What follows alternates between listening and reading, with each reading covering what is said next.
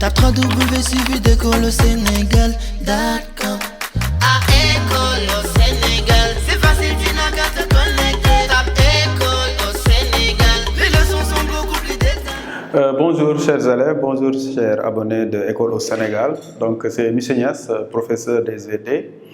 Donc de retour pour cette nouvelle année scolaire, donc qu'on espère comme pour chaque année couronner de succès.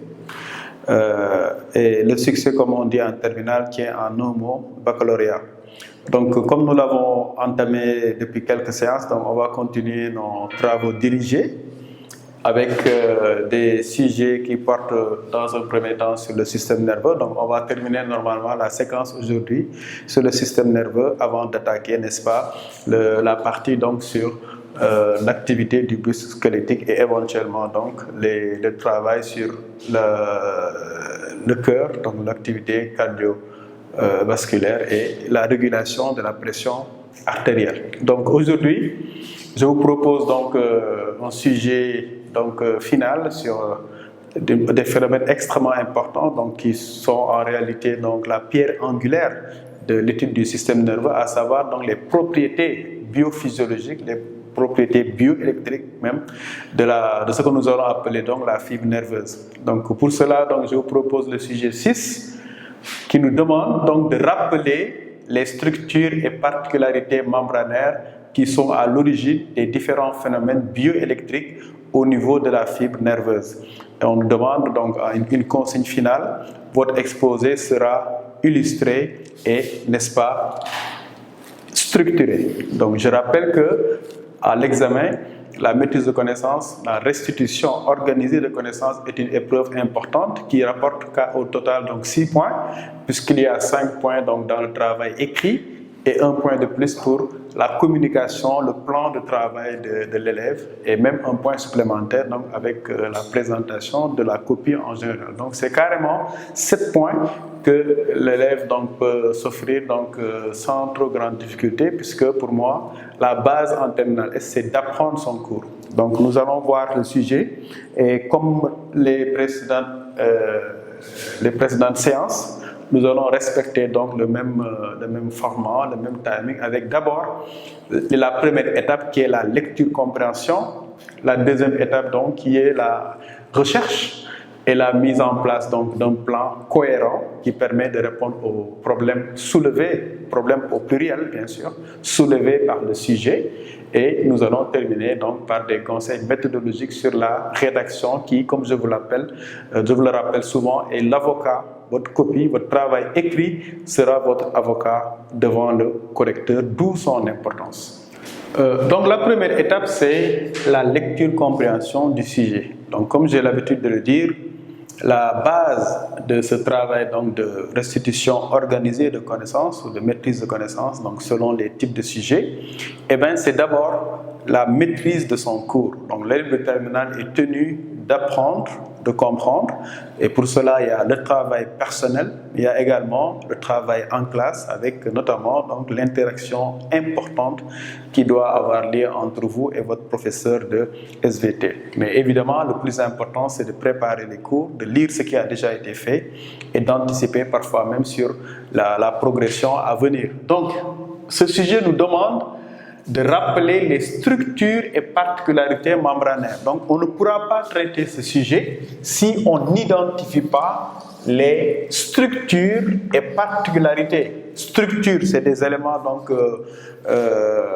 du concret, des éléments qu'on peut voir. Et les particularités, donc c'est plus des propriétés donc, qui sont évidemment la suite logique de la présence de ces structures. Alors, ces structures, on nous donne une indication importante.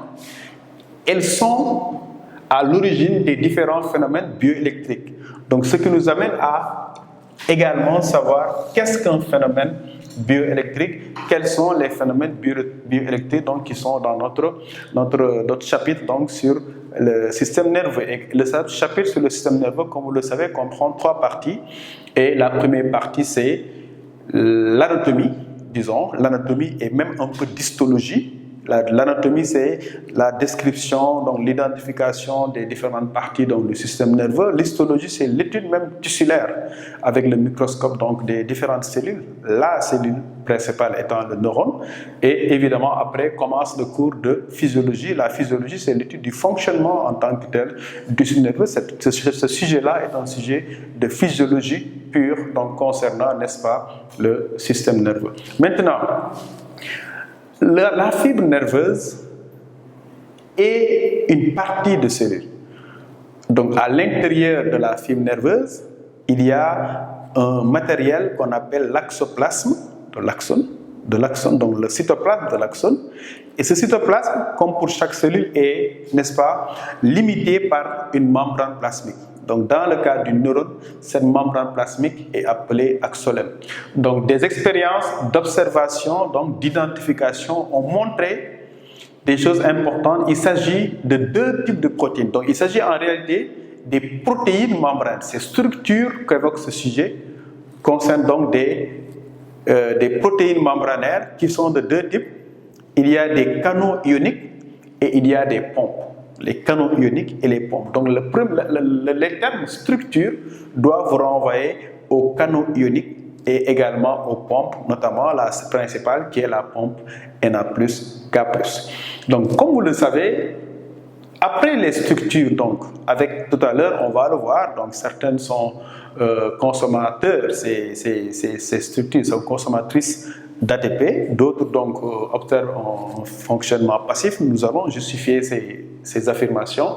Eh bien, ce sont ces structures qui sont à l'origine des phénomènes bioélectriques. Et la base de ces phénomènes bioélectriques qu'il faut donc identifier dans ce sujet, c'est le potentiel de repos.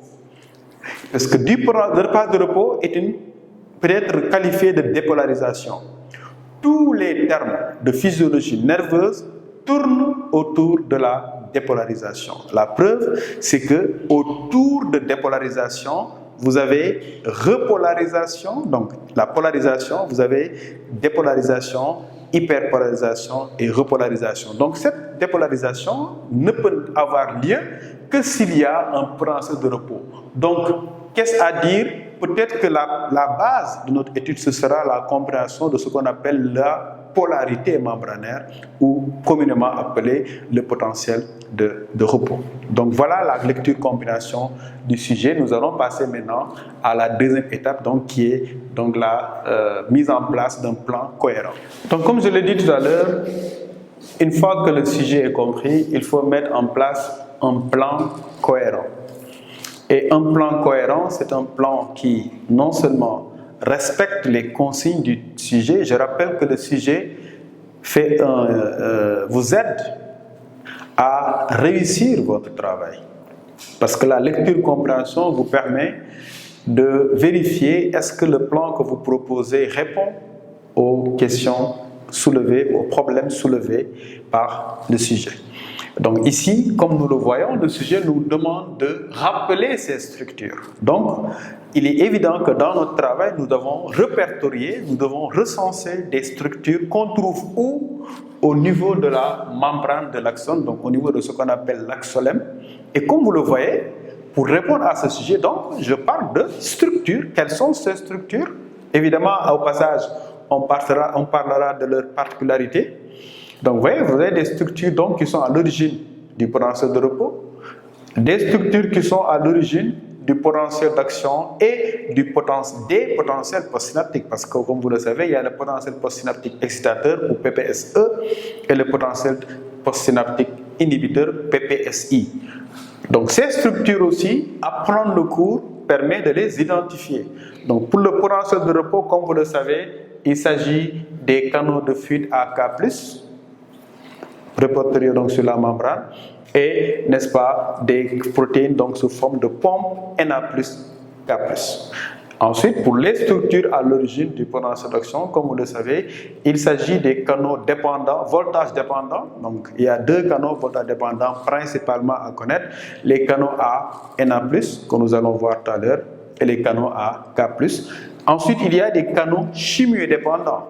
Et les canaux chimio-dépendants, comme vous le savez, il s'agit encore pour le PPSE de canaux chimio-dépendants à Na+, et pour le PPSI, des canaux chimiodépendants ACL-, les deux évidemment étant associés à ce qu'on appelle les canaux chimiodépendants AK+.